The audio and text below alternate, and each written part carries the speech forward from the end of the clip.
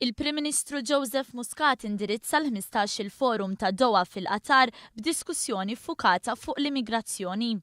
Huwa qal li l-problema tal-immigrazzjoni m'għadix waħda ta' pajjiż wieħed, iżda problema globali. Il-Prim Ministru Joseph Muscat qal li bħalissa l-ewwel ħsieb huwa li nsalvaw lin-nies u niġġieldu traffikanti. Qal li jittama li d-dinja tingħaqad qabel it-traċedja tal-immigrazzjoni tkompli tikber. Il-forum indirizzaħ ukoll il-Ministru tal-Affarijiet Barranin tas-Somalja li ringrazzja lil Malta u l-Italja tas-sem tagħhom fil-kwistjoni tal-immigrazzjoni.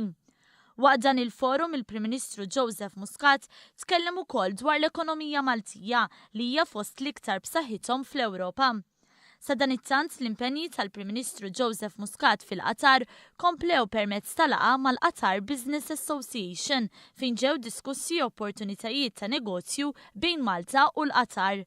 Il-Prim Ministru qal li Malta toffri opportunitajiet kbar bħala pajjiż Ewropew viċin il-kontinent Afrikan. Iċ-Chairman tal-Qatar Business Association qal li se jkun qed iżur pajjiżna fil-ġimgħat li ġejjin.